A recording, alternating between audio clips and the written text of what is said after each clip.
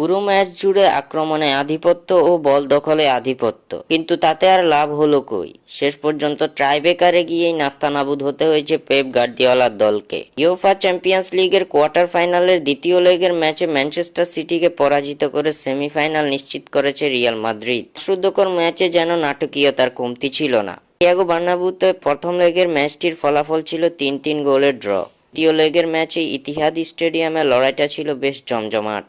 বল দখল এবং আক্রমণে রিয়ালের চেয়ে অনেক এগিয়ে থাকলেও প্রথমার্ধের শুরুতে গোল হজম করে পিছিয়ে পড়ে ম্যান সিটি। ম্যাচের ১২তম মিনিটে ব্রাজিলিয়ান তারকা রদ্রিগো গোয়েজের গোলে এগিয়ে যায় রিয়াল মাদ্রিদ। ১-০ গোলে এগিয়ে থেকেই প্রথমার্ধের খেলা শেষ করে স্প্যানিশ জায়ান্টরা। ম্যাচের দ্বিতীয়ার্ধে সমতায় ফিরতে মরিয়া ম্যান সিটি। বারবার গোলমুখে ব্যর্থ হওয়ার পর ৭৬তম মিনিটে স্বস্তি ফিরে ম্যান সিটি শিবিরে। কেভিন ডি ব্রুইনার অসাধারণ গোলে সমতা টানে ম্যান সিটি। নির্ধারিত সময়ের খেলা শেষে অতিরিক্ত সময়ে দুই দলের কেউই গোলের দেখা পায়নি, যার ফলে খেলা গড়ায় টাইব্রেকারে সিটিকে ৪-৩ ব্যবধানে পরাজিত করে সেমিফাইনাল নিশ্চিত করে কার্লো আনচেলত্তির দল।